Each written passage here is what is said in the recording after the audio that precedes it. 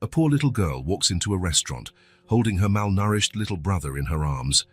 She looks at the billionaire CEO and says, "Just a little bit of leftover. He hasn't eaten in a day, please." What he does next makes everyone cry. The Lumiere restaurant glowed like a jewel in the cold night. Through its glass windows, one could see tables draped in white cloths, crystal glasses reflecting the gentle light of chandeliers, and elegant people savoring expensive dishes. Victor Hale sat at a corner table, alone as always. His impeccable dark suit contrasted with the emptiness in his expression. It was exactly 1 year. 1 year since the accident that took his wife and daughter. 1 year living like a shadow. The maitre d' poured more red wine into his glass. "Anything else, Mr. Hale?" Victor merely shook his head, not bothering to look up. The movement at the entrance door didn't catch his attention. That was when the polite silence of the Lumiere was broken. Small steps, hesitant yet determined, crossed the dining room. A little girl walked among the tables, carrying an even smaller boy in her arms. The customers turned their heads, some in surprise, others in discomfort. Leah moved forward, her gaze fixed on her goal. Her brown hair was disheveled, and her clothes were far too big for her fragile body. She carried her younger brother Noah with visible effort, though she showed no intention of putting him down. "Miss, you can't be in here." The maitre d' approached quickly, blocking her path with a tense smile. Leah slipped past him as if he were just another obstacle, continuing in a straight line. Her large, sunken eyes were locked on a single table, the one where Victor Hale dined alone. Sophia, the owner of the Lumiere, stepped out of the kitchen upon noticing the commotion. She was a middle-aged woman with keen eyes that missed nothing. She looked ready to intervene, but something stopped her. There was determination in that child, and Sophia decided to watch. Leah finally reached Victor's table. He still hadn't noticed her presence, lost in his own dark thoughts, until the small shadow was cast over the white tablecloth. Victor looked up and froze. The girl stood there, staring directly at him. Her sunken eyes held a mixture of fragility and strength, and the boy in her arms seemed almost asleep, his head resting on his sister's shoulder. What shocked Victor most was not their sudden appearance, but their condition. Even under the restaurant's soft light, it was impossible not to notice. Their pale skin, the protruding bones in their wrists and faces, the clothes that seemed borrowed, far too large for bodies that had shrunk. And that gaze, a gaze of someone who had grown up far too quickly. For a moment, no one moved. The other customers, the maitre d', Sophia, everyone seemed petrified, as if witnessing a scene from another world intruding upon their own. Then, with a clear voice that did not match her frail appearance, Leah spoke, "Just a little bit. He hasn't eaten anything for a day, please." There was no pleading in her voice. It was almost a demand, as though she were merely stating a fact Victor needed to address. Victor Hale was known in town for his impassive expression ever since the tragedy. The man who never smiled again, the widower who plunged into work and shut himself off from the world, the father who lost his daughter and, with her, any trace of emotion. But in that moment, something happened on his face, an almost imperceptible tremor. He looked at Leah, then at Noah in her arms, and back at the plate in front of him, a pricey entree he had barely touched.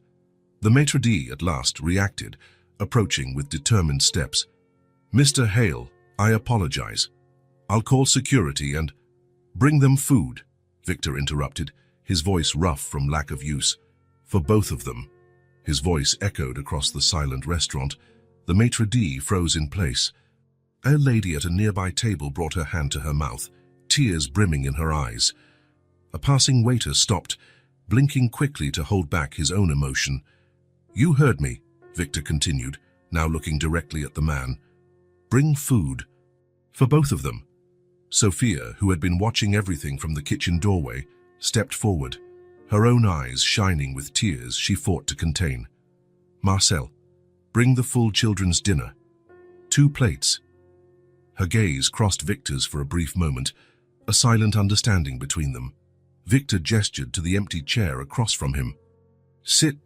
Leah did not say thank you. She did not smile. She simply sat down carefully, arranging Noah in her lap. Her movements were precise, like someone used to caring for another. The silence that followed was broken only by discreet sniffles. A businessman at a table in the corner turned his face away, quietly wiping away a tear. The pianist on the small stage tried to resume playing but found his fingers trembling over the keys. Within minutes, Marcel returned with 2 plates, creamy soup, shredded chicken with mashed potatoes, cooked vegetables, simple but nutritious food. Sophia accompanied him, bringing a small glass of juice and another of milk. Leah looked at the food, then at Victor, as if expecting instructions or conditions. He merely made a gesture with his hand, indicating they could eat. What happened next moved something deep inside Victor Hale, something he believed had died long ago. Leah did not start eating. Instead, with a near reverential care, she picked up a small spoon and began feeding her brother. She blew on each spoonful to cool it, tested the temperature with her lip, and then offered it to Noah. Her little hands trembled slightly, but her movements were steady. A young waitress leaned against the wall, crying silently. The head chef, a burly man known for his short temper, appeared in the doorway and removed his hat as a gesture of respect. "You can eat too," Victor said, his own voice sounding strange to his ears. Leah raised her eyes to him for a moment. "He's worse off." 3 simple words, loaded with an entire universe of meaning. He's worse off. A statement from someone who had taken on more responsibility than her age warranted. Someone who had learned to prioritize another's need over her own hunger. A tear slid down Victor's face, the first since the funeral. He didn't wipe it away, perhaps he didn't even notice. At the adjacent table, an elderly couple held hands, watching with tearful eyes. Sophia remained a few steps away, observing. Her perceptive gaze noticed the shift in Victor. It wasn't obvious, just a different light in his eyes, a slight tremor in his strong hands, a tension in his shoulders that hadn't been there before. Something was happening to that man who had shut himself away from the world. When Noah finally seemed satisfied, leaning against his sister's chest with sleepy eyes, Leah began to eat her own portion. She ate slowly, chewing carefully, as though savoring each small bite. Yet her eyes remained alert, surveying the room, always returning to Victor, as if evaluating whether this offer might be withdrawn at any moment. The restaurant maintained a reverent silence. No one dared speak loudly, as though they were witnessing something sacred. The pianist finally found the right notes, gentle music, almost a lullaby. Victor watched the children, and something dormant awakened within him, memories he had tried his best to bury, the row of tiny shoes in the closet, the sound of laughter echoing through the house, the feel of a small hand in his. "Where did you come from?" he asked softly, so as not to startle them. Leah finished chewing before answering. "From out there," she said vaguely, pointing to the window, to the darkness beyond the restaurant's warm glow. "Where are your parents?" A brief tremor flickered across her face, so quick it almost went unnoticed. "My mum's sick in the big hospital. And your dad? Never met him." There was a brutal simplicity in her words. No drama, no self-pity. Just facts stated as they were. Victor gave a slight nod. "How did you know who I was?" Leah took a sip of juice before answering. "Everyone knows Mr. Hale." It was true. Victor Hale was well known in the city. The successful businessman who lost everything he cared about on a stormy night when a drunk driver ran a red light. The man who buried his wife and daughter on the same day and was never seen smiling again. "Why did you come to me?" The question that really mattered. Leah's large, solemn eyes remained on his. "You help kids. I saw it on the big sign. You give money to help kids. The Hale Foundation, created after his family's death, managed by his assistants. A way to channel his wealth for some good, while he distanced himself from everything and everyone. A duty he fulfilled without personal involvement." Victor felt a knot in his throat. The irony did not escape him. He donated millions to children he would never meet, while these two had had to come into a luxury restaurant just to get a meal. Sophia approached again, bringing a small dessert, vanilla pudding with a berry sauce. She placed it before the children with a gentle smile. I thought you might like to try this. It's our specialty." Noah, who seemed almost asleep, opened his eyes at the sight of the colorful dessert. For the first time, Victor saw something on the boy's face other than exhaustion, a flicker of childlike delight. Leah looked at Sophia with a mix of suspicion and gratitude. "Thank you, Mom." "Sophia," the woman corrected softly. "My name is Sophia." For an instant, something like a smile passed across Leah's lips, as fleeting as light reflecting on a mirror. While the children shared the dessert, Leah once more offering the first spoonfuls to Noah, Victor and Sophia exchanged a meaningful look. "May I speak with you for a moment?" Sophia asked quietly. Victor hesitated, looking at the children. "Just over there," Sophia gestured toward a spot near the bar, still within view of the table. "They'll be fine." Victor nodded and followed Sophia, keeping the children in his sight. "What are you going to do with them afterward?" Sophia asked bluntly, once they were out of earshot. The question caught Victor off guard. He hadn't thought beyond the immediate moment. I don't know." Sophia studied his face for a long moment. "You can't just feed them and send them away, Victor." "I know," and he did know. Something had changed in the past few minutes, something he couldn't even explain to himself. "These children need help. Real help," Sophia went on. "Look at them. They're malnourished, probably homeless, their mother hospitalized. If you called social services right now—" "No," Victor interrupted, surprising both of them with the sudden firmness in his voice. "Not yet." Sophia raised an eyebrow, assessing him. "Then what?" Victor looked back at the table, where Leah was gently wiping Noah's face with a napkin after they finished the dessert. "I need to think." Sophia placed a hand on his arm, the first human touch Victor had received in months. "Victor, I know you're feeling something right now, something you haven't felt in a long time, but these are real children, with real needs. Not symbols or projects." Her words hit Victor like a slap. Sophia was right, of course. What was he doing? What was he feeling? He could barely take care of himself for the past year. How could he? "I'm going to help them," he said at last. "I don't know how yet, but I will. Properly." Sophia nodded, looking relieved. "You have my number. Use it." When Victor returned to the table, Noah was asleep in Leah's lap, and the girl was fighting her own fatigue. Her heavy eyes opened fully at his approach. "Thank you for the food," she said formally, as if she had rehearsed the phrase. Victor sat down, studying them both. "Where will you go now, Leah?" The girl adjusted her brother in her arms, preparing to stand. "We have a place." The lie was transparent. "Leah," Victor said gently, in a tone he had not used in a long time, "it's cold outside, and your brother is sleeping. Let me help you. Really." Something flickered across her face. Fear, hope, distrust, all at once. "They'll separate us. Grown-ups always separate us." Victor felt those words like a punch to the stomach. The bitter wisdom of a child's experience. "I won't let that happen," he promised, not entirely sure how he would keep it. "You can stay with me tonight. I have a spare room. Tomorrow, we'll figure out what to do." Leah studied him with eyes that seemed to see more than was on the surface. Finally, she nodded, almost imperceptibly. "Just for tonight," she agreed. "And we're not going to be separated." "You won't be," Victor assured her, standing up and offering his hand to help. As they left the restaurant, Victor carrying a sleeping Noah, Leah walking by his side with cautious steps, a respectful silence followed them. The maitre d', who had been so concerned about the children's presence, now held the door open with renewed dignity. The customers looked on, many with teary eyes. Sophia watched from the doorway.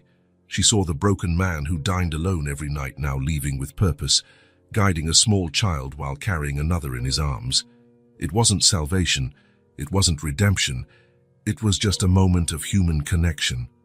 But for Victor Hale, on that cold night, it was the first step out of the emptiness his life had become. Victor closed the door of his silent, empty house. The echo of his footsteps on the marble entryway seemed louder tonight, as though the house itself was surprised by his early return. Usually, he wandered the city until late, avoiding coming back to the place that used to be a home, and was now just somewhere to pass the dark hours. He set his keys on the hall table, the metallic sound reverberating through the walls. He turned on only one lamp, as he always did. The dimness had been his constant companion since the accident. The Hale mansion was impeccably clean. The housekeeping staff came 3 times a week, but there was an air of abandonment that no cleaning product could hide. It was the abandonment of a place that was no longer lived in, merely occupied. Victor climbed the stairs slowly, the steps creaking beneath his feet. In the upstairs hallway, he paused briefly in front of a closed door. He always stopped there, always hesitated, and always moved on without opening it. Olivia's room had remained untouched since the accident, a sanctuary he lacked the courage to visit. In his own bedroom, Victor did not turn on the lights. He took off his jacket, his tie, his shoes. He sat on the edge of the bed and looked at the photo on the bedside table, Eliza and Olivia smiling on a picnic day, the last summer they spent together. "How was your day?" he asked the silence, a ritual he maintained despite knowing there would be no answer. But this time he had something different to share with the silence. "I met 2 children today," he said softly, gazing at the photo. They walked into the restaurant. The girl was carrying her younger brother in her arms. His voice broke as he remembered Leah's eyes, so ancient in such a young face. They were starving, Eliza, and alone. Victor rarely allowed himself to feel. After the accident, the pain had been so overwhelming that he learned to exist in an emotionally numb state. It was safer that way. But something had torn down that barrier today. The image of Leah feeding her brother before eating, her small act of sacrifice, had awakened an echo of humanity within him. He lay down without changing clothes, staring at the ceiling. Sleep would not come easily, as usual, but when it finally did, it brought something Victor both feared and longed for in equal measure: dreams. In the dream, he walked through an open field beneath an impossibly blue sky. The air had that special quality of dreams, more vivid than reality, colors brighter, sensations sharper. In the distance, he saw a small figure running among wildflowers. His heart almost stopped when he recognized the yellow dress, the braids bouncing with each step. "Olivia," he called, his voice choking with emotion. The girl stopped and turned around, his daughter's face just as he remembered, as though the accident had never happened. Her eyes, identical to Eliza's, shone with childish joy. "Daddy!" She waved but did not run to him. Victor began running to reach her, but the distance between them never shrank. It was like running on a treadmill moving in the opposite direction. No matter how much he tried, he could not catch up. "Olivia, wait," he pleaded. She smiled, not the mischievous grin he remembered, but one older, wiser than her years. "It's okay, Daddy," she said, her voice ringing clear as a bell. "You don't need to catch me." Victor stopped, confused. "I don't understand." "You stayed still for too long," Olivia continued. "It's time to move forward again." "I can't," he replied, the pain in his voice palpable even in the dream. "Not without you. Without both of you." Olivia tilted her head, studying her father with an expression that mixed compassion and determination. An expression that Victor realized with a start greatly resembled Leah's in the restaurant. "Some people need you now," she said simply, "just like I needed you once." Before Victor could respond, he woke up with a jolt. The room was dark and silent. The digital clock on the nightstand read 3:27 a.m. His face was wet with tears, the first he had shed in months. It was the first time he had dreamed of Olivia since the accident, the first time he had heard her voice, even if only in a dream. Victor sat up in bed, his heart still racing. The feeling of the dream lingered, not just the image of Olivia, but her words. "Some people need you now." He got up, went to the window, and drew back the curtain. The city slept under a cloudy sky, with a few lights still shining here and there. Somewhere out there, 2 small children were probably trembling in the cold. When the first ray of sun broke through the clouds, Victor was already dressed. He had spent the remaining hours of the night thinking, remembering, feeling. For the first time in a year, allowing himself to feel entirely. He picked up the phone and dialed a number. Sophia. It's Victor. Sorry to call so early. Sophia's sleepy voice came from the other end of the line. Victor, did something happen? I need your help, he said simply. Help me find that girl. There was a moment of silence. Then Sophia answered firmly, I'll be at the restaurant in 20 minutes. Lumiere was empty at that hour, the chairs still inverted on the tables. Sophia waited at the entrance, wearing a thick coat against the morning chill. Her eyes studied Victor's face as he approached. You look different, she remarked. Victor didn't respond directly. Do you have any idea where they might be? Sophia nodded. I have some guesses. Children in that situation tend to stay near places where they can find food or temporary shelter. There's a shelter a few blocks away, but... She hesitated. But what? They separate siblings by age and gender. The girl mentioned she doesn't want to be separated from her brother. Victor felt a chill. He's worse off. Leah's words echoed in his mind. Where else? He asked. There's a park near the public market. Some homeless folks stay around there. And also... Sophia bit her lip, hesitant. Tell me. The commercial district has stores with deep awnings. They offer some shelter from the rain and wind. Victor nodded. We'll start with the park, then the awnings. Sophia placed her hand on his arm, stopping him. Victor, what do you plan to do when you find them? The question caught him unprepared, though it was obvious. What was his plan, really? He hadn't formed a concrete one. He only knew he needed to find them. I'm not entirely sure, he admitted, but I can't leave them on the street. The park was almost empty except for a few early workers passing through. There was no sign of the children. Victor felt his anxiety grow with every minute that passed. What if someone found them before us? He asked as they returned to the car. What if they were taken to a shelter overnight? We keep looking, Sophia replied, her calm demeanor grounding Victor's rising agitation. The commercial district was starting to come to life. Store employees raised their shutters, street sweepers cleaned the sidewalks. Sophia and Victor walked slowly, checking every sheltered nook and cranny where two small children might hide. Sophia spotted them first. Over there, she said quietly, pointing to a department store still closed for the morning.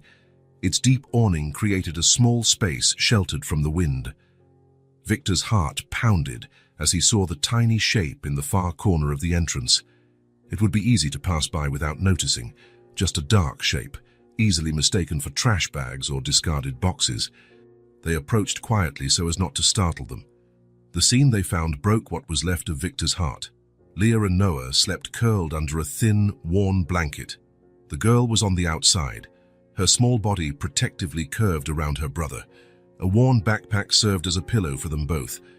Even in sleep, Leah's face held a watchful expression, as though part of her remained on guard. Victor crouched down slowly in front of them. The gentle movement was enough to wake Leah, whose eyes opened instantly, alert and ready to defend her brother. Recognition came a second later. Mr. Hale, she murmured, her voice hoarse with sleep and cold. Hello, Leah, Victor replied softly. We've been looking for you. The girl sat up, automatically adjusting the blanket around her still sleeping brother.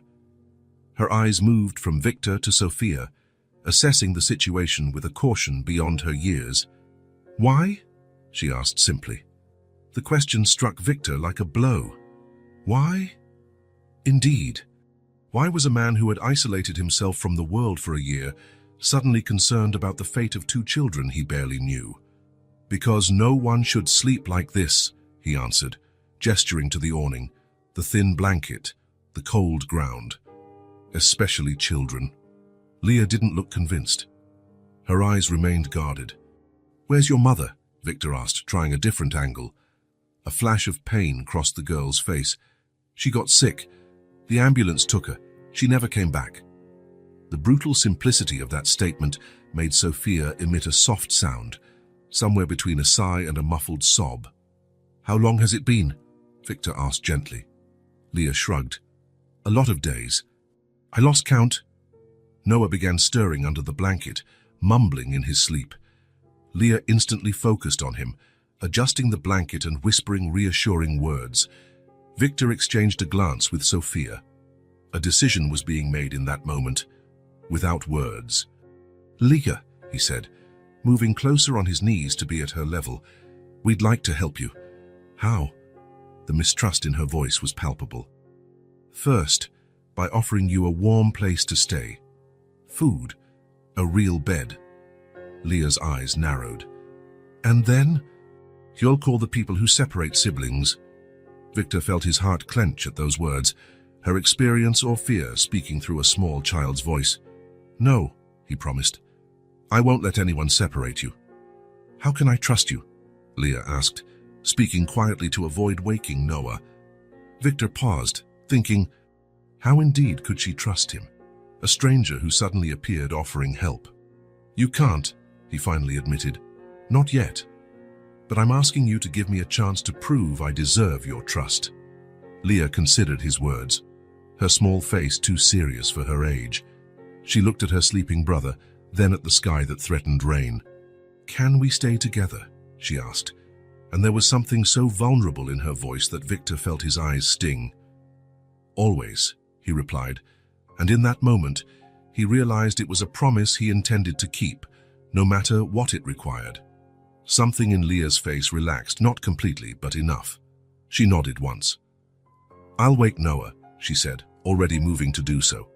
Sophia stepped forward. "Let me get your things." There was only the worn backpack and the blanket. Sophia gathered them while Victor watched Leah gently wake her brother, explaining quietly that they were going somewhere warm. Noah opened his eyes, confused at first, then smiled upon recognizing Victor. "The food man," he mumbled sleepily, making Victor smile for the first time in a long while. "Yes, that's me. Would you like to have breakfast with me and Sophia?" Noah nodded enthusiastically, now more awake. Leah helped him stand, smoothing out his rumpled clothes with maternal gestures that were both touching and profoundly wrong for someone so young. As they headed to Victor's car, Noah fully awake now, chattering about pancakes, Leah still cautious and alert, Sophia leaned in and murmured, "Are you sure about this?" Victor watched the children for a moment. "I am." In the car, Noah fell asleep again, lulled by the warmth and movement. Leah remained alert, gazing out the window, occasionally glancing at Victor and Sophia in the front seat. "Shall we stop for breakfast?" Sophia asked. Victor looked in the rearview mirror and met Leah's tired eyes. "What do you think, Leah? Want to grab breakfast at a cafe or go straight to my house?" The word house hung in the air, loaded with meaning. It wasn't just a place to stay. It was a home being offered. Leah looked at her sleeping brother. "I think he needs to rest first." "Then let's go home," Victor decided, setting his course. "Sophia, could you call Dr. Mills?" "I'd like him to check on the kids as soon as possible," Sophia nodded, taking out her phone. As he drove through the waking city, Victor felt something stirring within himself as well. A purpose, a direction. Olivia's voice from his dream echoed in his mind.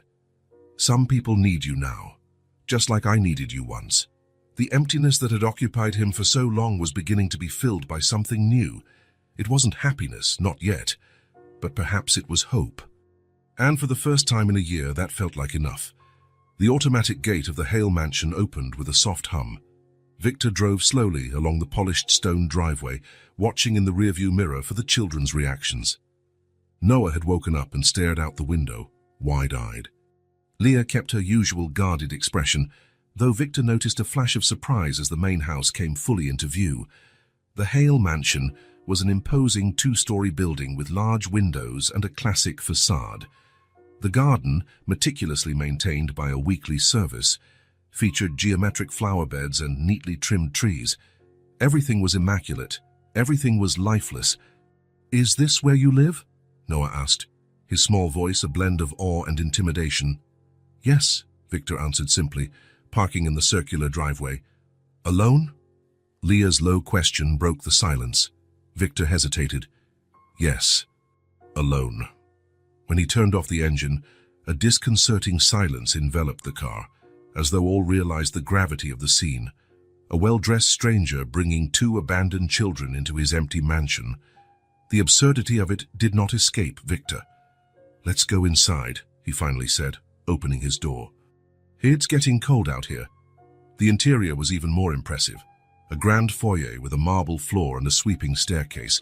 Every detail spoke of wealth, sophistication, and good taste, and solitude. Leah clutched Noah's hand as they looked around, clearly feeling like intruders in a museum after hours. You can leave your shoes here," Victor indicated, hoping to ease the tension.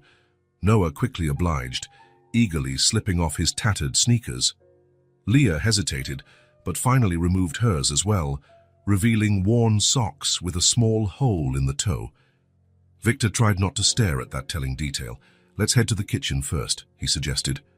"You two must be hungry." The kitchen was spacious, with granite countertops, dark wooden cabinets, and stainless steel appliances. It also struck Victor how ridiculously formal it was for two small children. Everything was adult, practical, devoid of color. "Have a seat," he gestured to the high stools around the center island. Noah tried to climb onto a stool and failed. Instinctively, Victor moved to help, but Leah was already there, lifting her brother with practiced ease. "What would you like to eat?" Victor asked, opening the fridge to see what he had. Its contents were uninspiring. Some fruit, milk, eggs, basic vegetables. The pantry wasn't much better. "Anything," Leah answered. The phrase sounded rehearsed, as though used many times before. Victor felt a pang. A child who had learned not to be picky because there was rarely a choice. "How about scrambled eggs and toast?" he suggested. "And maybe some juice." Noah nodded eagerly. Leah just gave a single nod. As Victor prepared the simple breakfast, he felt strangely self-conscious. How long had it been since he cooked for anyone but himself? Since the accident, his meals at home had been purely functional, when not skipped entirely. The phone rang, interrupting his thoughts. "Excuse me," he said, answering. "Hello, Sophia?" "Dr. Chen will be there in an hour," Sophia informed him. "I had to give her a brief overview of the situation. I hope you don't mind." "Not at all, thank you." "How are the kids?" Victor glanced at them. Noah was busily exploring the countertop with curious fingers, while Leah watched Victor's every move with watchful eyes. "They're adjusting. I'm about to feed them." "Great. I'm at the market picking up some essentials." "I'll be there soon." Victor thanked her and hung up. Returning to the stove, he finished the eggs and served them onto 2 plates, adding toast before placing everything in front of the children. "Help yourselves," he said, hearing how formal he sounded. Then more gently, "Eat as much as you want." Noah began devouring the food immediately, but Leah waited until Victor had stepped aside before starting to eat. Her movements were restrained, as though worried the food might be taken away at any moment. Victor watched silently, struggling against a surge of emotions he was unprepared to handle. There was something deeply wrong in children who ate with that kind of anxious restraint, something that pointed to a failure beyond their individual circumstances, a societal failure, a communal failure, a failure he, with all his wealth and influence, had been conveniently blind to. When they finished, Noah had a bit of egg at the corner of his mouth. Leah automatically wiped it away with a napkin, a motherly gesture that felt both touching and disturbingly natural for someone her age. "This house is really big," Victor said, breaking the silence. "I'll show you where you can stay." Upstairs, Victor led them down the wide corridor with its plush carpeting. He deliberately passed quickly by the door that remained always closed, Olivia's room, and opened the door to one of the guest rooms. "You can stay here for now." The room was spacious, with a king-size bed, elegant furniture, and a private bathroom. Its colors were neutral, beige, white, light blue. There was nothing particularly childlike in the space. "It's really big," Leah commented, seeming slightly intimidated. Victor hadn't considered that. Of course it would be enormous for children used to small, cramped spaces.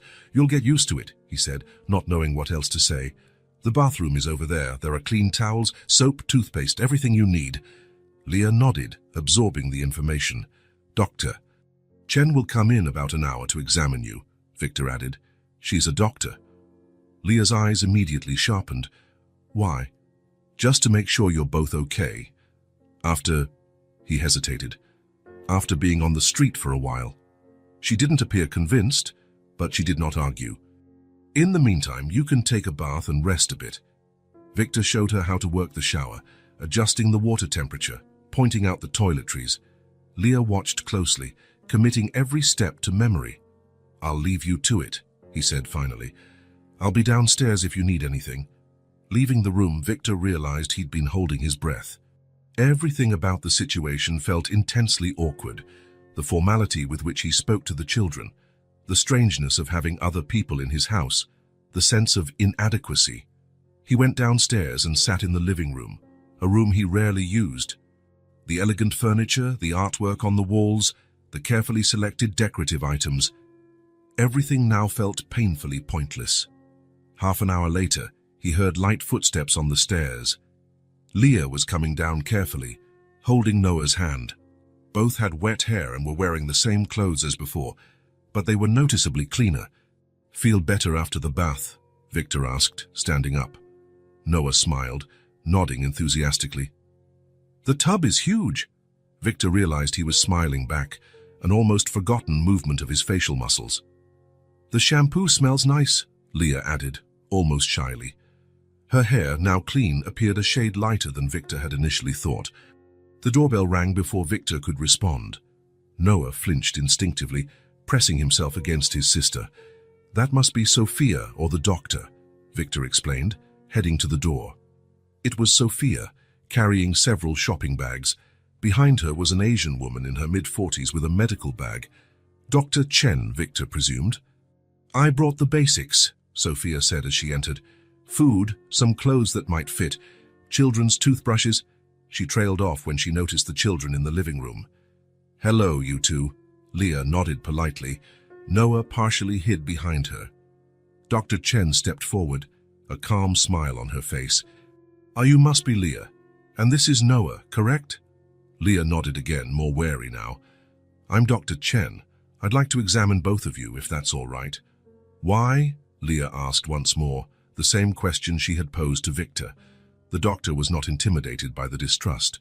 "To make sure you're healthy, and to see if you need any medicine or vitamins." Leah still seemed unconvinced, but looked to Victor as if seeking confirmation. "It's okay," he assured her. "Dr. Chen just wants to help." "Could we use your office?" the doctor asked Victor.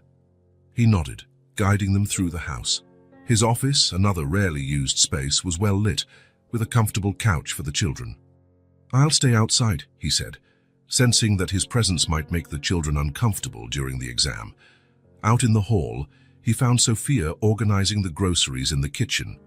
"You thought of everything," he commented, glancing at the bag's contents. There were simple but nutritious foods, some basic children's clothing, toiletries for kids, and even a few modest toys and books. "I tried to imagine what they'd need right away," Sophia replied. "I wasn't sure about sizes, so I bought a bit bigger. They can grow into them." The phrase, "they can grow," carried an implication Victor did not miss. A suggestion of permanence, or of continuity. "Sophia, he began, unsure of what to say. "You don't need to explain," she interrupted gently.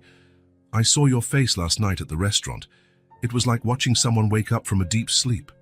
Victor said nothing. He couldn't deny it. Something had changed inside him since the moment Leah appeared at his table. An hour later, Dr. Chen emerged from the office, closing the door behind her. "How are they?" Victor asked immediately. The doctor sighed. "Physically, not as bad as I feared, but not as good as they should be. Moderate malnutrition in both. Mild anemia. Their skin is dry, likely due to exposure and poor nutrition. Leah has some calluses on her hands indicating physical labor, probably from taking care of her brother. Noah has a slight developmental delay in his motor skills, but nothing proper nutrition and the right stimulation can't fix." Victor absorbed the information, feeling both relief that it wasn't worse and anger that it was bad enough. "What should we do?" "Regular, nutritious meals, plenty of vegetables, fruit, protein. I'll prescribe vitamins, moderate physical activity, and routine. Children need routine more than anything." The doctor met Victor's eyes. "They also need emotional stability, Mr. Hale. They're quite shaken by recent abandonment." "They weren't abandoned," Victor corrected automatically. "Their mother's in the hospital." "Yes, Leah told me. Still, Their perception is one of abandonment, especially Noah's. Leah has taken on a caretaker role, which is concerning for someone so young. She needs permission to be a child again. Victor nodded, feeling the weight of the responsibility he had assumed. What about the legal situation? He asked quietly. Dr. Chen exchanged a look with Sophia. Technically, you should notify social services immediately, but... She hesitated. But, Victor prompted, I know the system. If they're taken now, they'll be separated, placed in different foster homes. It would be, she chose her words carefully, counterproductive to their recovery. What do you suggest? That you look after them for the time being. We can try to locate the mother in the meantime. If she's able to reclaim them, great. If not, the doctor left the sentence incomplete. Victor gazed through the office door, which was slightly ajar. Leah sat on the couch, flipping through a book the doctor had likely shown her. Noah was on the floor, playing with a toy stethoscope Dr. Chen must have given him. For a moment, they looked just like normal kids on a normal day. I'll take care of them, he said finally, as long as necessary. The following weeks established a new routine at the Hale mansion. Victor learned to adapt his life to the presence of the children. Small changes at first, regular meals, set bedtime, space for play, that gradually turned into a complete reorganization of his existence. Sophia came by almost daily, bringing items she remembered they would need, offering advice, helping with practical matters. She bought more clothes for the kids, age-appropriate toys, colorful books. The mansion, once so silent, began to fill with new sounds. The occasional laughter from Noah, which grew more frequent as he felt safer. Leah's curious questions about objects around the house. The patter of small feet racing down the hallway. Leah remained vigilant, but gradually started to relax. When she realized meals were regular and guaranteed, she stopped hiding food in her pockets for Noah. When she understood she could bathe every day, she began to enjoy the ritual. And when she saw that Victor truly didn't intend to separate them, she allowed Noah to venture a bit farther from her side. Noah flourished more quickly. After a few weeks of proper nutrition, his cheeks filled out, his eyes grew brighter. He discovered the garden and spent hours exploring it under Leah or Victor's watchful eye. He began speaking more cute words and phrases emerging like blossoms after a rain. Victor found himself doing things he never imagined. He learned to make macaroni with cheese sauce, Noah's favorite. He discovered how to braid Leah's hair after watching an online tutorial. He improvised a pajama party in the living room, complete with blankets and cushions. The subtlest transformation was his own. Victor Cheers, who had spent a year avoiding life, found himself forced to engage again. The children demanded his presence, attention, and energy, and surprisingly, he had all of that to give. One evening, as he picked up toys scattered around the living room after the children went to bed, Victor realized he hadn't thought about the accident in several days. The realization hit him hard. Not that he had forgotten Eliza and Olivia, he never would. But the pain had become something different, something that coexisted with moments of not exactly happiness, but perhaps purpose. Meaning, upstairs, he could hear the children's soft voices, Noah asking for a story, Leah patiently telling something she'd made up, sounds that belonged in a home, not a mausoleum. Victor stopped in front of that always closed door, Olivia's room. His hand hovered over the doorknob, as it always did, but this time, instead of hesitating and moving on, he turned the knob and opened the door.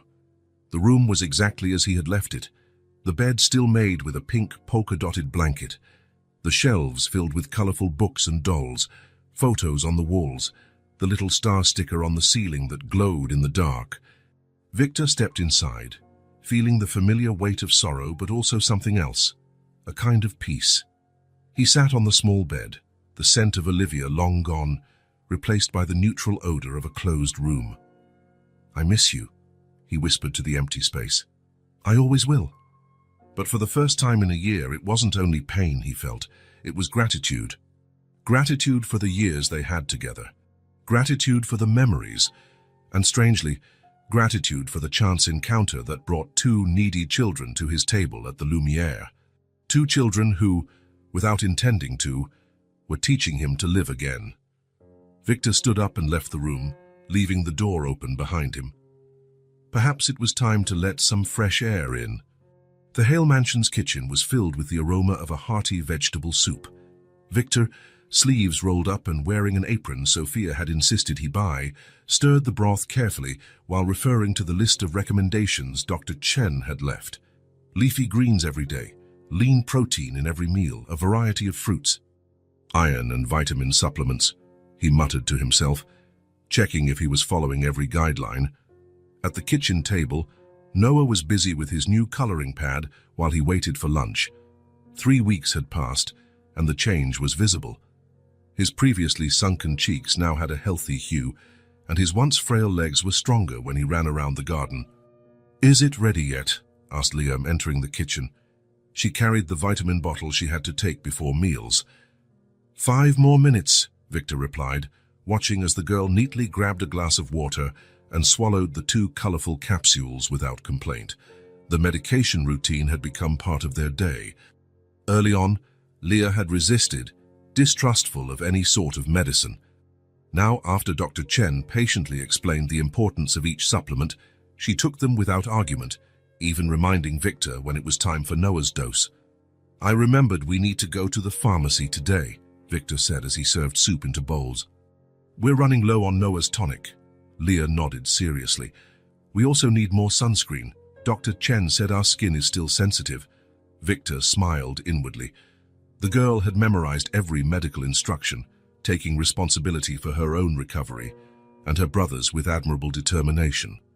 They sat at the table, Victor ensuring each bowl had the right balance of vegetables and protein. Meals were now calculated with precision. Every nutrient counted in the fight against their previous malnutrition. "Eat slowly," Leah reminded Noah, who had developed a habit of scarfing down food, a reflex from the days they never knew when the next meal might come. "It's delicious," Noah said between spoonfuls, a ring of soup already forming around his mouth. Victor observed how both of them now ate more calmly. In the first weeks, it had been a struggle, Leah hiding food in her pockets for later, Noah panicking when the plate emptied, afraid there might not be more. Dr. Chen had explained, "It's food trauma. It takes time for the body and mind to believe there will always be another meal." After the soup, Victor served fresh sliced fruit and yogurt enriched with probiotics, another item from Dr. Chen's extensive plan. The nutritional program was meticulous, designed specifically for children recovering from malnutrition. "Can I play in the garden afterward?" Noah asked, licking the spoon clean of yogurt. "Sure, but only after you rest a bit," Victor reminded him. "Remember what Dr. Chen said about not overexerting yourself?" Noah made a face but nodded. The post-meal rest was another rule set by the doctor, to allow the body to focus on digestion and absorb nutrients, rather than spending energy on physical activity. While the children finished lunch, Victor checked the schedule posted on the refrigerator. Tomorrow was weighing and measuring day, a weekly ritual to track their progress. Next to it was a list of blood tests to be repeated at the end of the month. "Sunbathing is at 3 today," Leah asked, showing she was also paying attention to the schedule. "That's right," Victor confirmed. 20 minutes, with sunscreen. Controlled sunlight exposure was part of the treatment for their low vitamin D levels, common deficiencies in malnourished children. Dr. Chen had explained, especially those without proper shelter. After the meal, Noah lay on the living room couch for his mandatory rest, while Leah helped Victor organize the afternoon's medications. "Dr. Chen said we're improving fast," the girl remarked, separating the bottles. "Yes, she was very pleased at the last checkup," Victor replied, recalling the doctor's approving look upon seeing their increased weight and height. "When will we stop taking so many meds?" Leah asked, a rare moment of impatience slipping past her usually composed demeanor. Victor smiled in understanding. "When your bodies have fully recovered what they lost, Dr. Chen said it could take a few more months, but we're on the right track." Leah seemed to accept that answer, returning her attention to the vitamins. Victor noticed how her arms, once so thin they were alarming, now looked healthier. The scrapes on her knees and elbows, marks of sleeping on hard ground, were almost healed, thanks to the special ointment they applied religiously. In the living room, Noah had fallen asleep, his chest rising and falling in a peaceful rhythm. The dark circles under his eyes, so pronounced when they arrived, had nearly disappeared. His sleep, once restless and haunted by frequent alarms, was now deep and restorative. Victor covered him with a light blanket and returned to the kitchen, where Leah sat at the table, drawing in her new sketchbook. He watched as her fingers, once trembling from weakness when holding a pencil, now moved with increasing steadiness across the page. "What are you drawing?" he asked, sitting beside her. "Our routine," Leah replied, showing him a color-coded calendar with symbols representing their different meds and daily activities. Victor felt a surge of emotion. The girl had transformed a strict medical regimen into something creative, a way to take control of her own healing process. "It's amazing," he said sincerely. The doorbell rang, announcing Sophia's arrival. As always, she came laden with bags, this time full of nutritional supplements, books on healthy eating for children, and some new clothes in bigger sizes to accommodate the growth beginning to show. "How are my favorite patients?" Sophia asked as she entered the kitchen. "They're getting better," Victor answered, genuinely pleased to say so. And it was true. Day after day, meal after meal, medication after medication, the children were reclaiming not just their physical health, but something deeper, the assurance that their basic needs would be met, that another plate would always be on the table. And Victor, without noticing, was healing too, finding purpose in the small acts of care that now filled his days. The house, once silent as a tomb, now pulsed with the sounds of life, the medication timer beeping, water running for warm baths, pages turning in child nutrition books, two little hearts beating stronger each day. Rain softly pattered against the windows of the Hale mansion. It was a quiet Sunday afternoon, the kind of weather that invites coziness. Victor was in the living room, reviewing some foundation documents, while Noah played with a set of colorful blocks on the rug. Leah sat at the coffee table, flipping through a magazine Sophia had left on her last visit. The comfortable silence was interrupted only by the sound of blocks clacking together and the occasional rustle of turning pages. Victor looked up from his papers and watched the children. Nearly 2 months in, how the transformation was remarkable. Noah was more talkative, with more coordinated movements and a fuller face. Leah still maintained her guard, but she could now relax for longer stretches, allowing herself moments of childish distraction. Victor caught one such moment now. Leah had stopped flipping through the magazine and was focusing on a napkin. She was sketching with the tip of a pencil, as though attempting to copy something from the page. Curious, Victor quietly approached and peered over her shoulder. His heart constricted at the realization of what she was doing. The magazine featured an ad with large, colorful letters. On the napkin, Leah was trying to replicate some of them, uneven lines vaguely resembling the printed shapes. "You like letters?" Victor asked softly, not wanting to startle her. Leah turned around quickly, as though caught doing something wrong. Her hands instinctively covered the napkin. "I was just drawing," she replied, a light blush coloring her cheeks. Victor sat beside her, keeping a respectful distance. "Would you like to learn how to write your name?" he asked, casually masking the weight of his question. Leah's eyes widened slightly. She looked at the napkin, then at Victor, as though weighing his sincerity. A small smile began to form, quickly tempered by learned caution. Can I?" she finally asked, her voice barely above a whisper. "Of course," Victor replied, grabbing a notepad and pen from the side table. "Let's start with something simple." Carefully, he wrote 3 uppercase letters at the top of the page. "Lia. This is your name," he explained, pointing at each letter as he pronounced them. "Lia. Leah." The girl watched in fascination, as though witnessing a magic trick.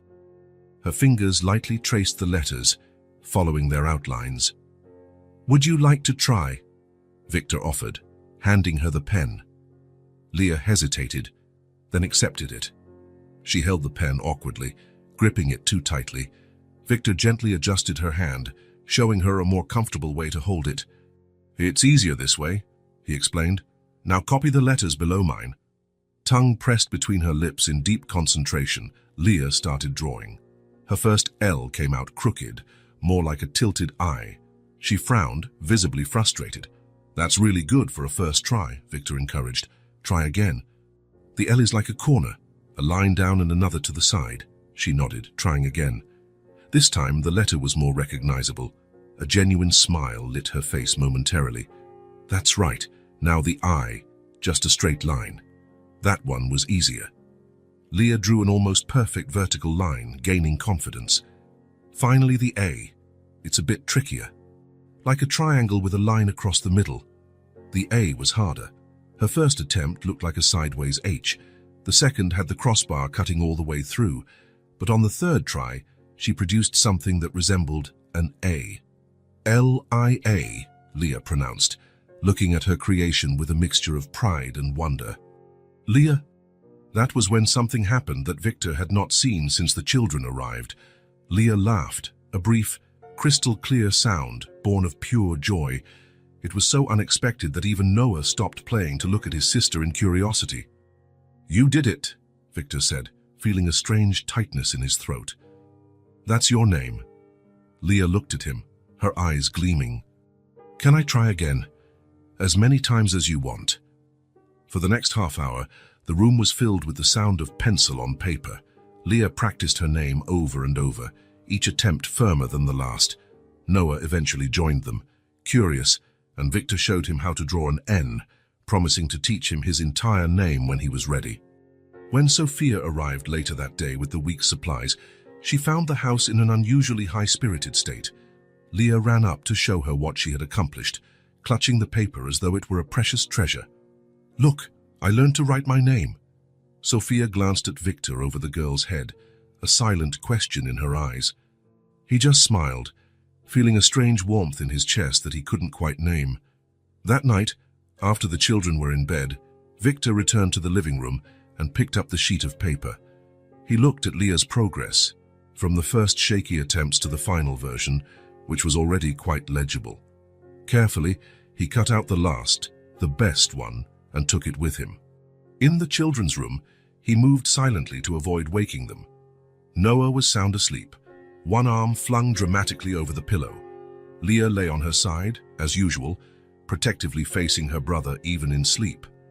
With a piece of tape, Victor fixed the paper on the wall by Leah's bed, where it would be the first thing she saw upon waking. 3 simple letters, a name, an identity. It was more than a literacy exercise.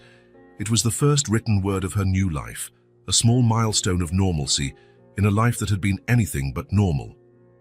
Victor left the room as quietly as he had entered, leaving behind that simple testament to progress.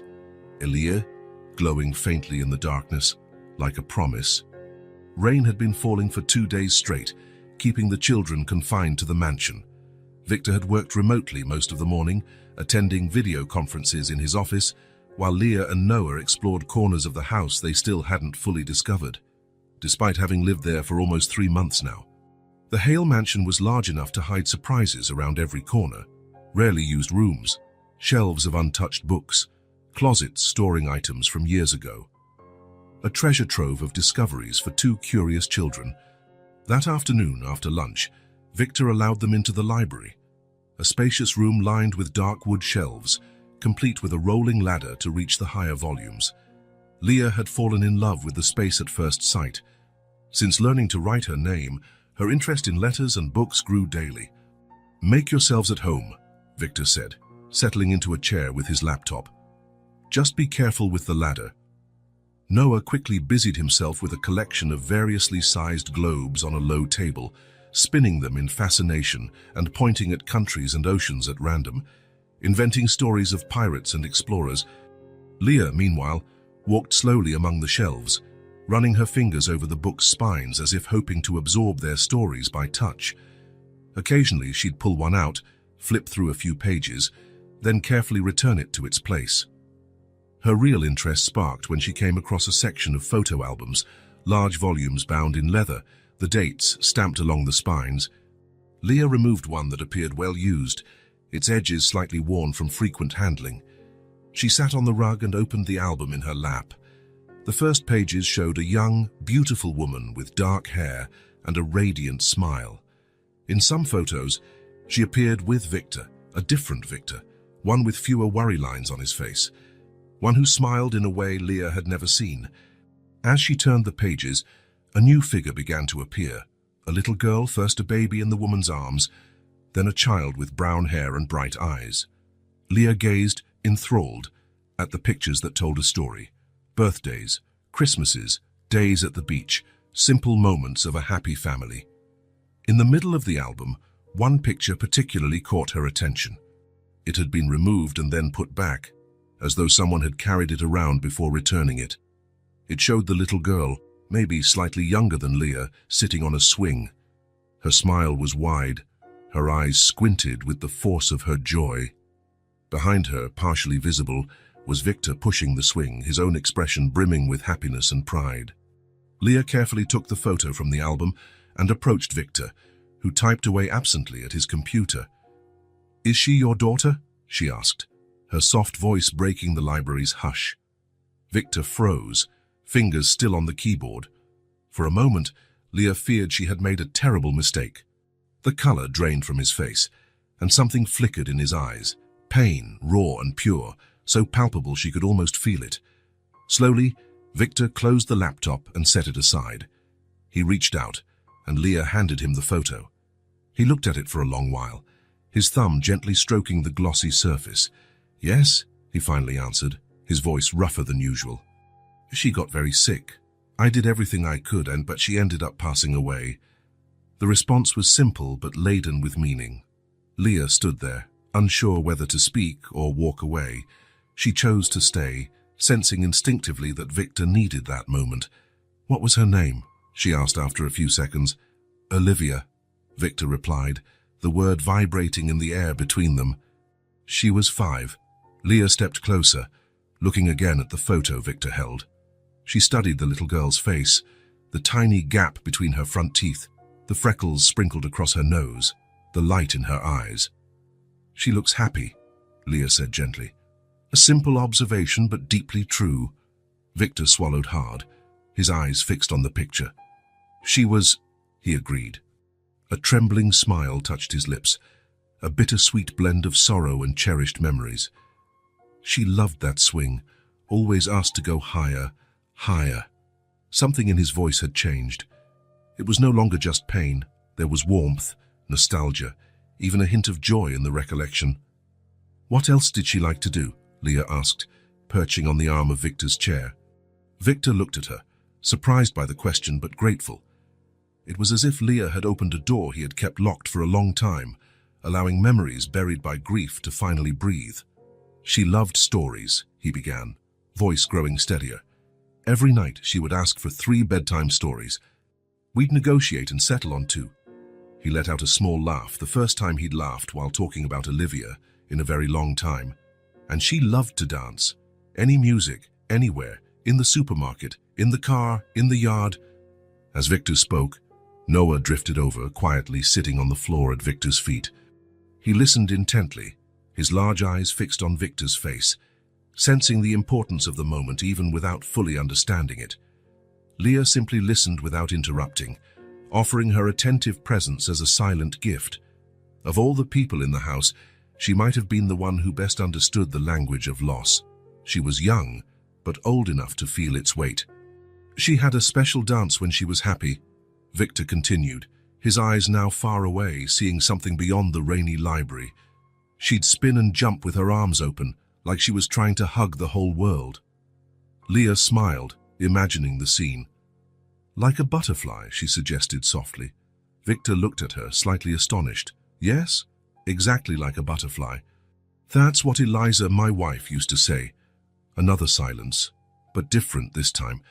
Not the heavy silence of unacknowledged grief, but something gentler, almost peaceful. The rain tapped against the windows, creating a gentle background melody. "I miss my mom too," Leah finally said, so quietly that Victor had to lean in to hear. "Sometimes I wake up and forget she's not here." Victor nodded, fully understanding that experience. "That happens to me too," he admitted. Another moment of connection. Leah placed her small hand over Victor's, a gesture so simple yet deeply comforting.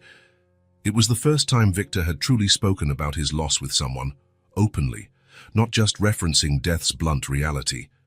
And it was with a girl who understood silence, who knew the void left by absent loved ones, who understood how to carry that absence without words. "Can I see more pictures of her?" Leah asked after a few minutes. Victor hesitated only for a moment before nodding. "Of course. Let's look together." With Noah settling in beside them, Victor turned the album's pages, slowly bringing Olivia back to life through memories and stories. For the first time in a long time, he spoke of his daughter not as someone he had lost, but as someone he had loved, and still loved. Outside, the rain finally began to lessen, and a weak sunbeam tried to break through the clouds. Morning light bathed the Hale mansion in a golden glow on a Saturday. Victor, accustomed to his new routine, woke early to make breakfast. Over the past months, this morning ritual had become special, not a lonely task, but a quiet celebration of the household's new rhythm. As he set out the ingredients for pancakes, flour, eggs, milk, a bit of sugar, he heard light footsteps on the stairs. Leah appeared in the doorway, already dressed, hair neatly combed. In the 4 months since she arrived, she had gained not just weight and color, but also a new bearing.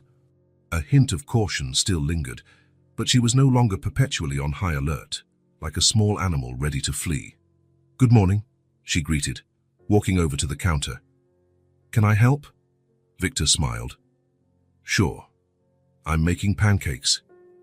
Leah's eyes lit up. Pancakes had quickly become both children's favorite breakfast.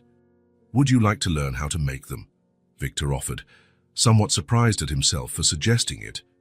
It was the first time he'd proposed teaching her something other than letters and numbers during their afternoon sessions. Leah nodded, her excitement visible on her usually composed face. "First, we mix the dry ingredients," Victor explained, indicating the flour and sugar. "Can you measure 2 cups of flour?" With meticulous care, Leah did so, the tip of her tongue peeking between her lips in concentration. Her small hands moved with growing precision, the result of her drawing and writing practice. "Like this?" she asked, the measuring cup perfectly leveled. "Perfect," Victor praised. "Now we add a pinch of salt and 2 tablespoons of sugar." Step by step, he guided her, cracking the eggs, be careful with the shells, beating the mixture. Not too hard, just until it's combined. Adding milk gradually, see how the texture changes. Leah absorbed each instruction intently, as if memorizing something vital. For a child who had experienced so much instability, perhaps it was exactly that. Learning how to create something reliable, something that could be repeated to the same comforting result every time. "Now comes the hardest part," Victor warned, lighting the stove under the skillet. Flipping the pancakes at the right time. He demonstrated with the first one, poured a small ladle of batter into the hot pan, waited for tiny bubbles to appear on the surface, then flipped it with a quick flick of the wrist, revealing a perfectly golden underside. "Your turn," he said, offering Leah the spatula. She hesitated, glancing from the spatula to the skillet with a flicker of apprehension. What if I mess up? The question carried more weight than her words suggested. Victor recognized the underlying fear of failure, of disappointment, of losing something because of a single mistake. "Then we'll make another," he answered simply. "We have enough batter for plenty of tries." Something eased in her expression. She took the spatula and, imitating Victor, poured a circle of batter into the skillet. "How do I know when to flip it?" she asked, studying the pancake closely. "Watch the bubbles," Victor said, pointing. "When they're all over the surface and the edges look firm." Leah watched the pancake with such concentration that Victor could practically hear her mental cogs turning. When she decided it was time, she slid the spatula under the batter carefully and, with a quick motion, flipped it. It wasn't perfect, the pancake folded a bit on one side, but it was undeniably a pancake. "I did it," Leah exclaimed, a rare burst of pure excitement. "Looks great," Victor praised, genuinely impressed. "For your first time, that's amazing." Bolstered by her success, Leah continued. The second pancake came out better than the first. The third was better still. By the fifth, she had mastered the technique, producing round, golden discs. The smell of freshly made pancakes drew Noah, who shuffled into the kitchen still in pajamas, hair tousled, rubbing sleep from his eyes. "Leah's making breakfast?" he asked, delighted by the idea. "Yes," Victor confirmed, helping the boy climb onto a tall stool by the counter. "And she's doing a fantastic job." Leah smiled, a real smile that lit her whole face, making her look her actual age rather than the little adult she'd been forced to become. "I want to learn too," Noah declared. "When you're a bit older," Leah promised, transferring a stack of pancakes to a plate. "The stove's too hot for you right now." Victor watched the exchange with a pang in his chest. It was the first time he'd seen Leah acting like a sister, not a substitute mother, setting boundaries out of genuine care, not fear or necessity. All three sat at the kitchen table, the golden stack of pancakes in the center, surrounded by jars of jam, honey, and butter. Noah dove into his portion with typical enthusiasm, while Leah savored each bite carefully. "These are delicious, Leah," Victor complimented after tasting them. "You have a knack for this." She lowered her eyes, but not before he caught the gleam of pride in them. "Can I make them again tomorrow?" she asked timidly. "Of course. We can do this every Saturday if you like. It'll be our little ritual." The idea of a ritual, something regular and reliable they could anticipate, seemed to please Leah. She nodded, satisfied. As they ate, Victor noticed Noah watching Leah intensely, as though puzzled by something. Finally, Noah pointed his fork at her and pronounced distinctly, "Leah."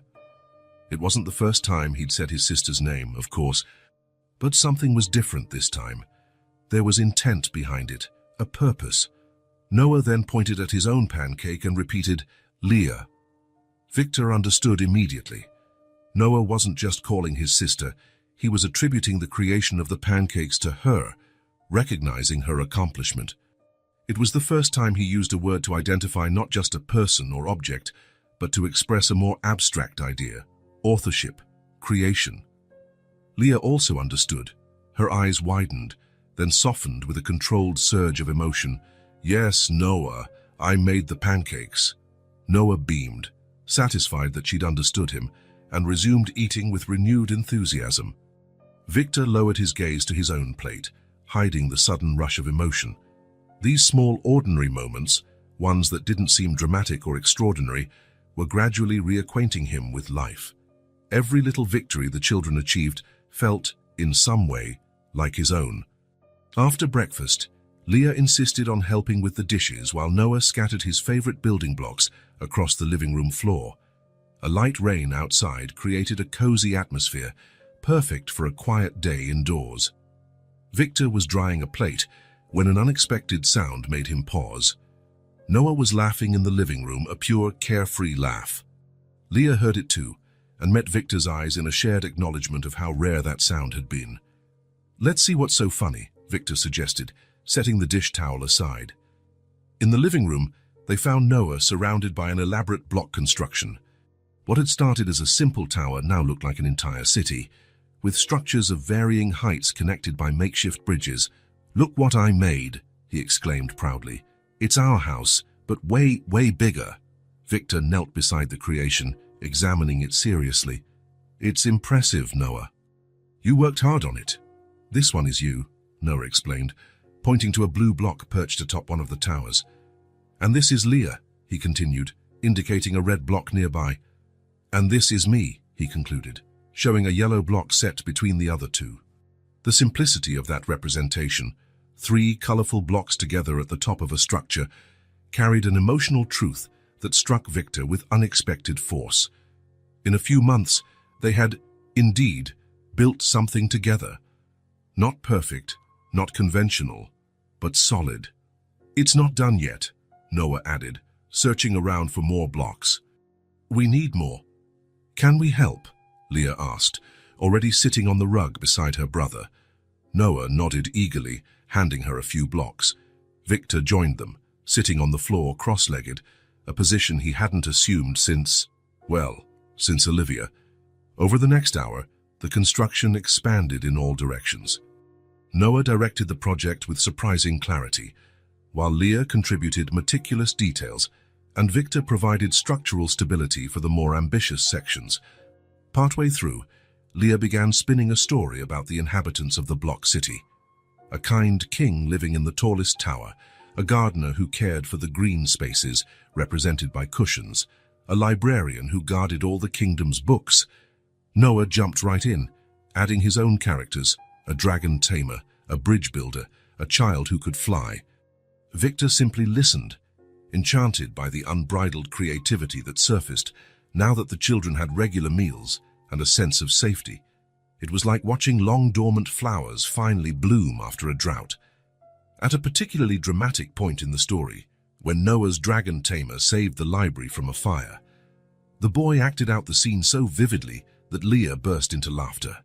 Her laughter, still a rare occurrence, prompted Noah's, which in turn triggered something in Victor, a genuine laugh rising from deep within him.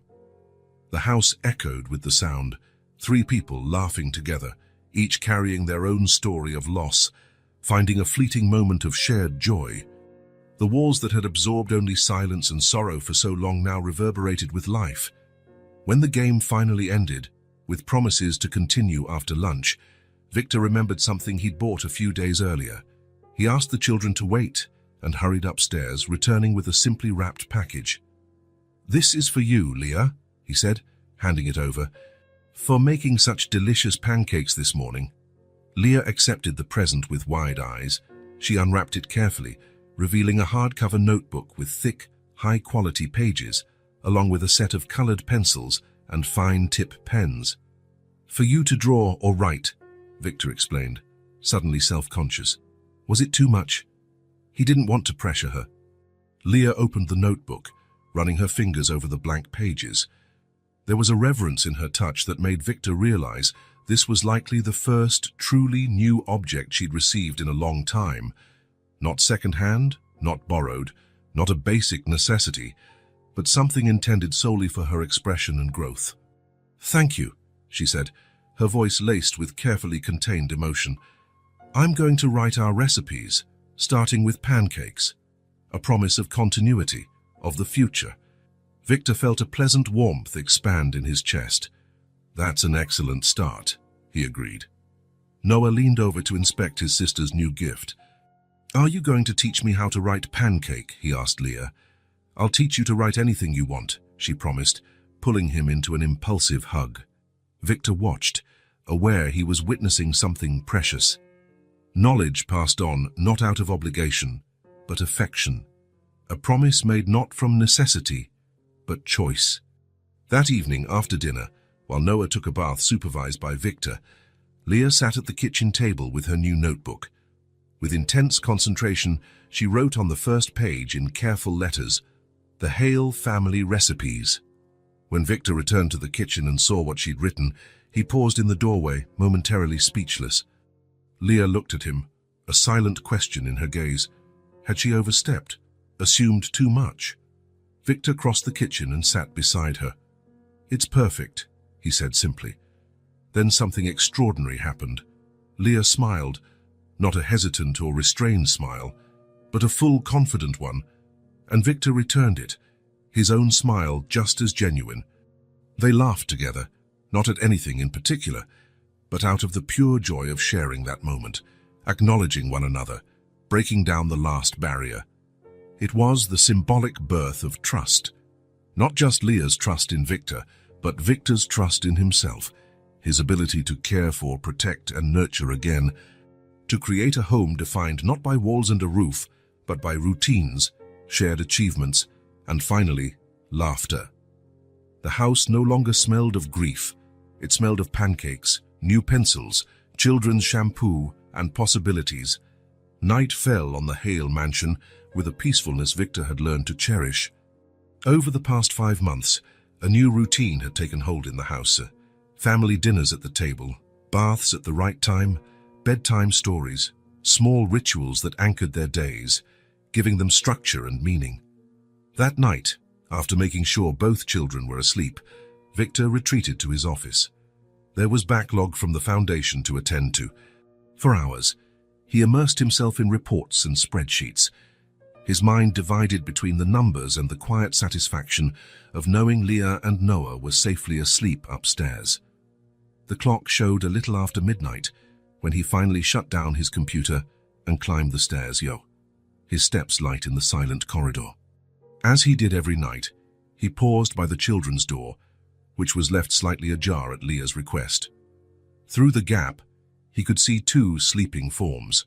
Noah curled into a ball, Leah stretched out beside him, one arm draped protectively over her brother even in sleep.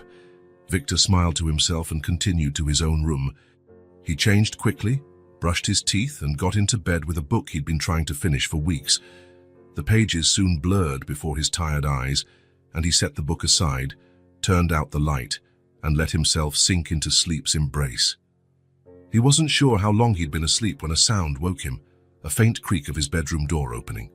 Victor opened his eyes immediately, alert but not alarmed. There had been a few late-night visits over the months, bad dreams, a glass of water, a question that couldn't wait until morning.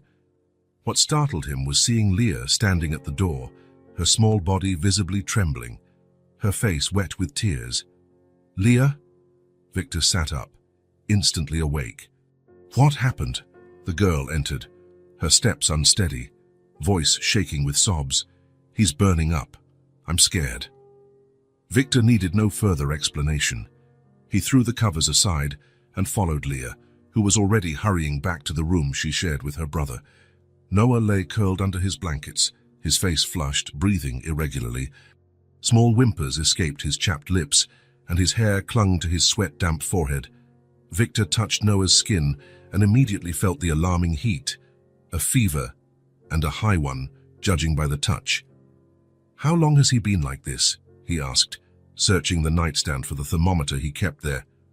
"I don't know," Leah whispered, her voice small.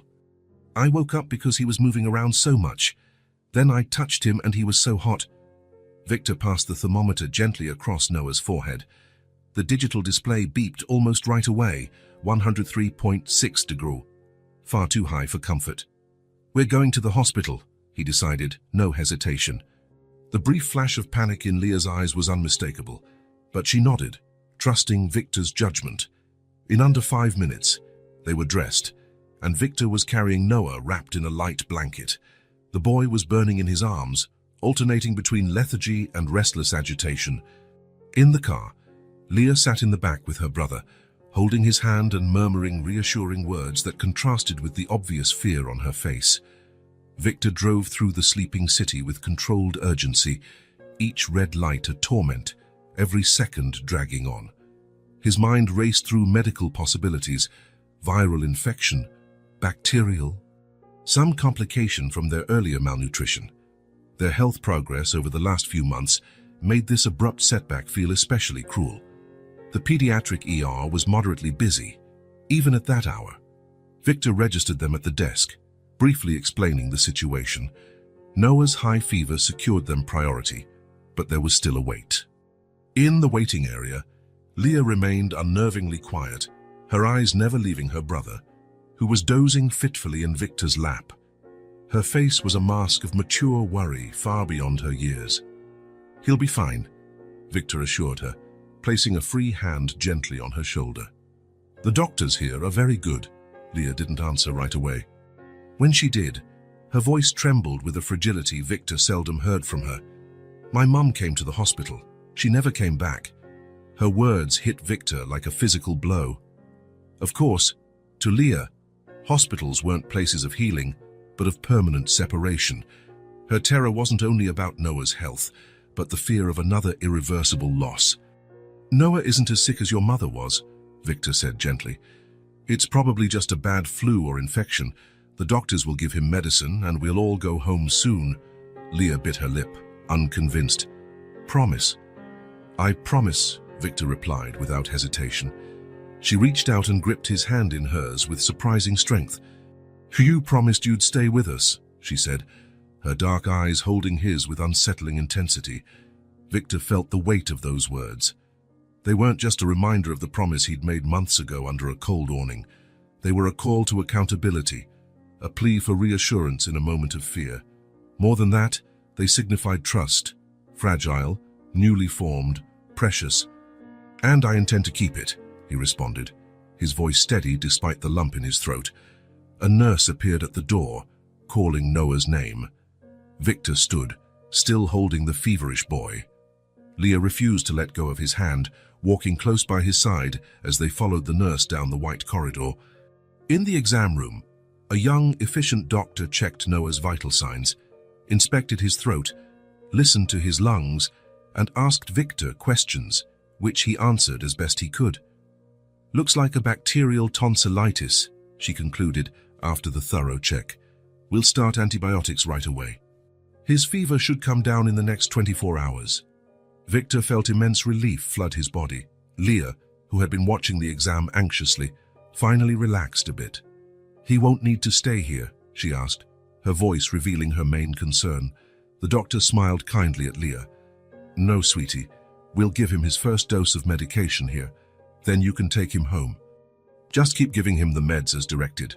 Leah turned to Victor, wordlessly seeking confirmation. He nodded, matching the doctor's words. While they waited at the hospital pharmacy for the prescription, Noah stirred, his fever-glazed eyes meeting Leah's. "It's okay," she whispered, stroking his sweaty hair. "We'll be home soon." Victor noticed how naturally the word home slipped from Leah's lips. Not Victor's house, not the mansion, simply home, the place where they all belonged. It was well past 3 in the morning when they finally returned to the mansion. With the first dose of antibiotics and fever reducer in his system, Noah slept more peacefully in Victor's arms. Leah, exhausted by worry and the late hour, struggled to keep her eyes open. Victor carried Noah to his bed, tucking him in carefully. Leah immediately climbed in beside him, determined to keep watch. "You need rest too," Victor said softly. "I can look after him." Leah shook her head stubbornly. "I want to stay close. In case he needs me." Victor considered insisting, but understood her need to maintain some measure of control, to feel useful in protecting her brother. Instead, he brought a spare mattress and laid it beside the bed, adding pillows and blankets. "We can take turns," he offered. "You rest a bit and I'll stay awake. Then we'll switch." To his surprise, Leah agreed, settling onto the makeshift bed. Without much thought, Victor sat beside it, pulling a blanket over her as he had done every night. "Thank you," she murmured, her eyes heavy with sleep, "for not leaving us alone." "Never again," Victor promised, realizing he had never spoken any words with such certainty. When Leah finally fell asleep, Victor remained there between the two children, listening to their breathing in the quiet of the night. One breath slowly evening out with the help of medicine, the other already deep and steady, relieved the crisis had passed. The night of fear confirmed what all the little moments of the past months had built. They were no longer 3 individuals under the same roof.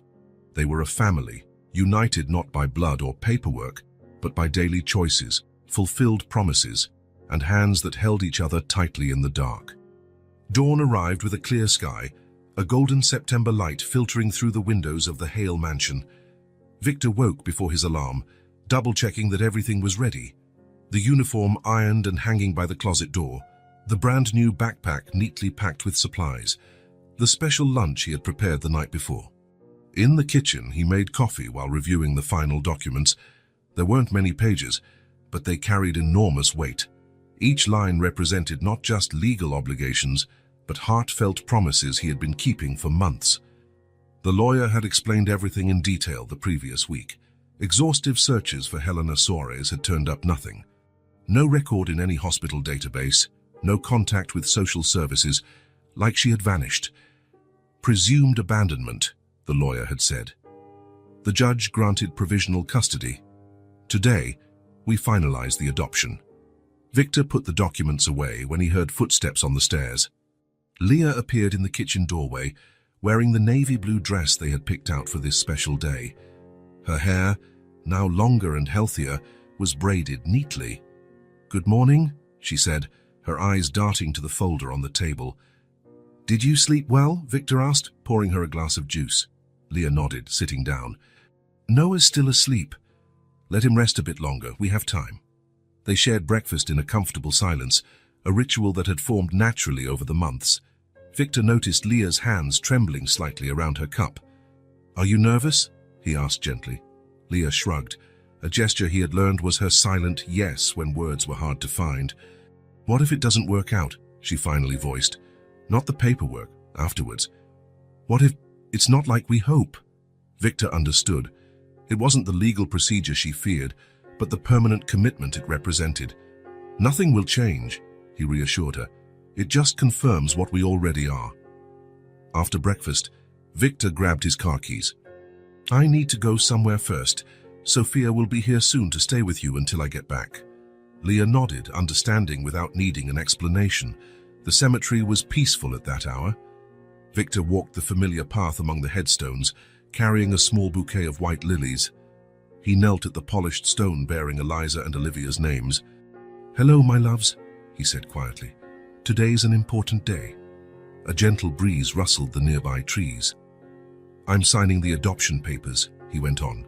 "Leah and Noah. You would have liked them. Leah has your strength, Eliza. And Noah has that curiosity that lit up Olivia's eyes." He traced the engraved names with his fingertips, a gesture he had repeated countless times over the years. "I haven't left you behind," he said, his voice cracking a bit. "I just moved forward with them." He stayed for a few more minutes, then rose and touched the gravestone one last time before leaving. When he got back to the mansion, everyone was ready. Noah ran up to him, proudly showing off his little bow tie. "Do I look good?" he asked, spinning around in his outfit. "Very handsome," Victor affirmed, picking him up. Leah approached quietly. "Are you okay?" she asked softly, once Sophia had taken Noah to grab his jacket.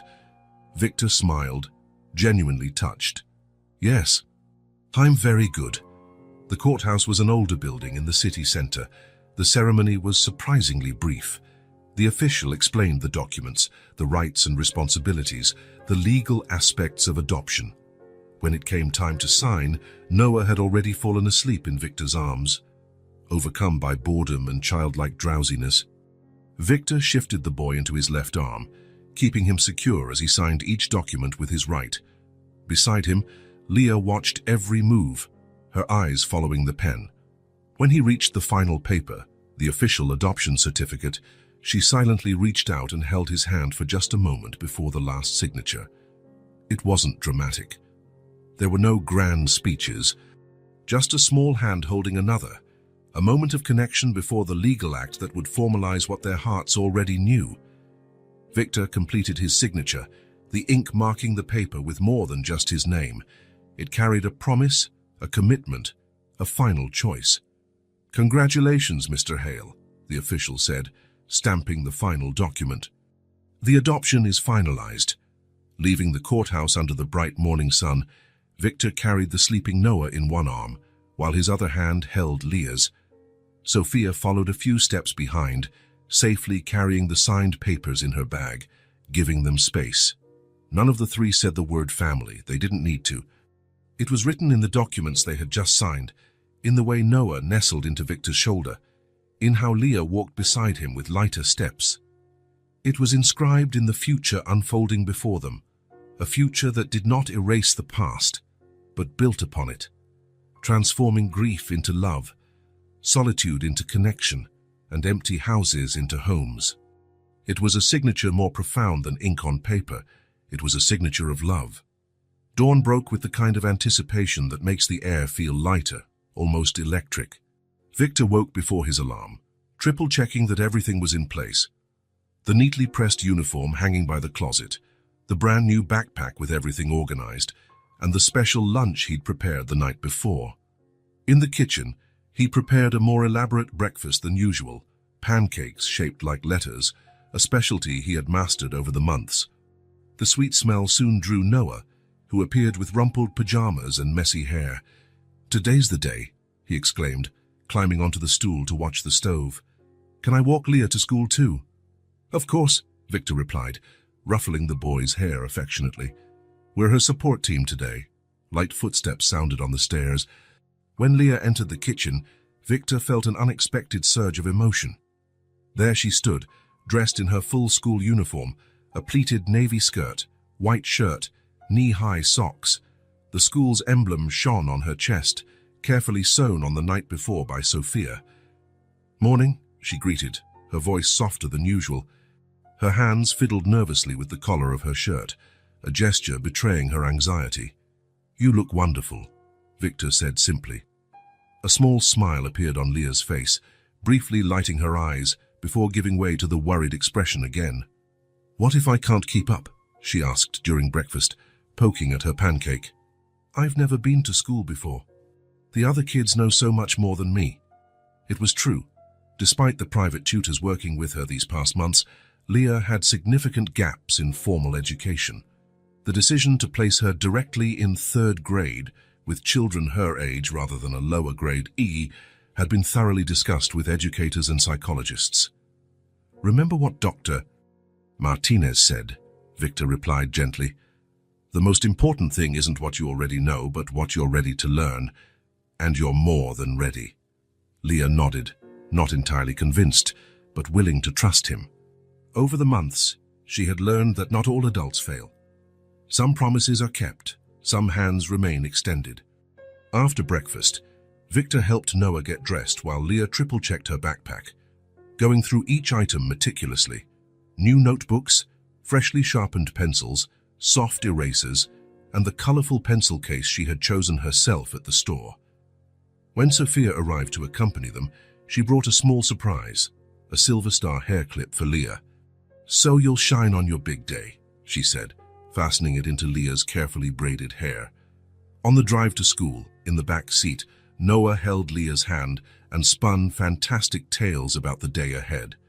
In his vivid imagination, Leah would instantly become the most popular student, discover hidden treasure on the playground, and be invited to join a secret club of adventurers. His stories teased small smiles out of Leah, visibly easing her tension.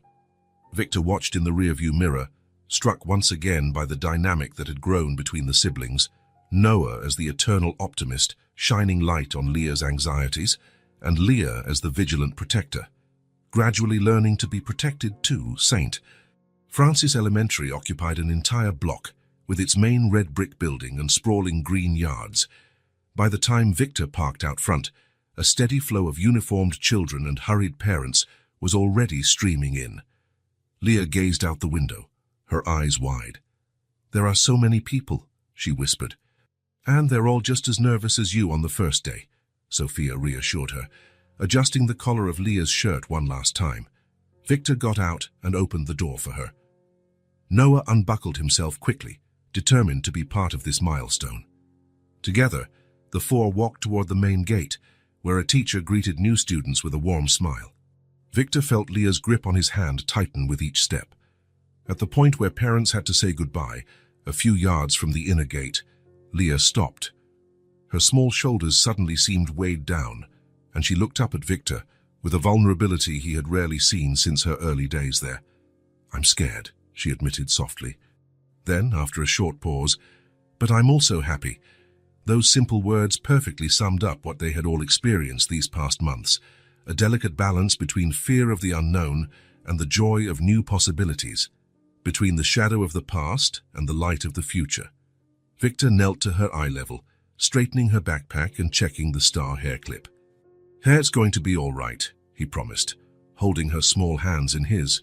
"You deserve this." And she did.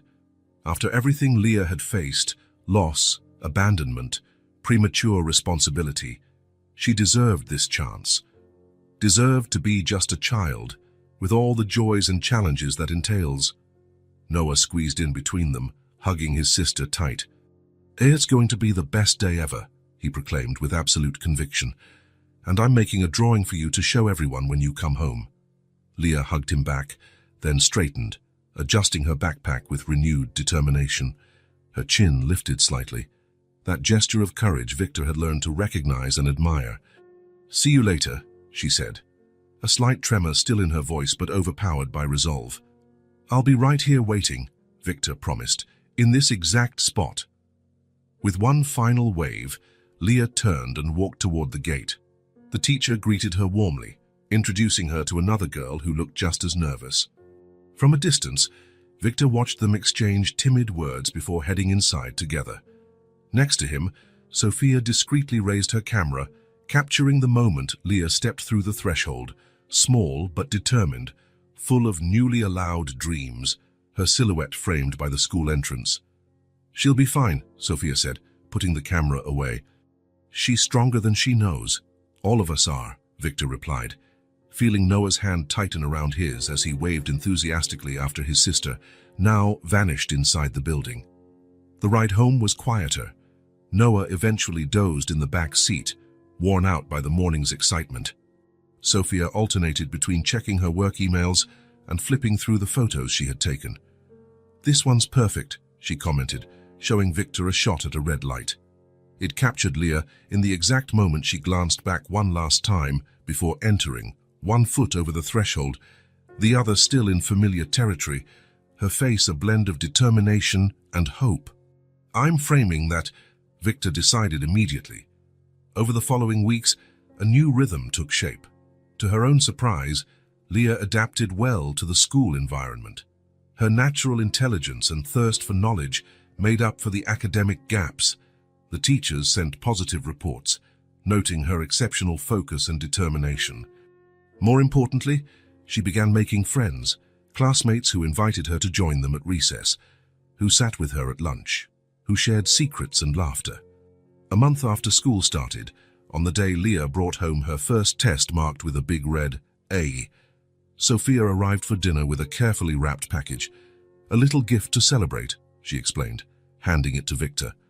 Inside was a beautifully framed picture, not just of Leah on her first day, but a small collage, Leah in her uniform, Noah holding the special drawing he'd promised to make, and Victor in the middle with an arm around each of them, all smiling, all connected by something more profound than physical closeness. At the bottom of the frame, a small brass plate bore a simple yet powerful inscription, "Our New Life." Victor felt tears welling up as he placed the frame on the living room wall, where it would be the first thing they saw upon entering, and the last thing before leaving. A constant reminder not just of how far they had come, but of everything still ahead. Because this wasn't a story about salvation. It was a story about staying, about teaching, about starting over. A plate of food, a name painstakingly written, a genuine hug, and a photo in which no one was missing. It wasn't a happy ending, because it wasn't an ending at all. It was just the beginning of a new story, their story together, a story of learning to live again. Her story where even the deepest wounds could coexist with hope and everyday triumphs. A story forged in the simplest moments, a bedtime routine, a shared laugh, a hand extended in the darkness, and so their new life began, quietly weaving the threads of past sorrow and present joy into a tapestry of resilience. One day, one meal, one promise at a time, becoming at last a family in every sense of the word. If this story touched your heart, subscribe to the channel and turn on notifications so you don't miss the next ones. Leave a like because it helps this story get recommended to more people. See you in the next story.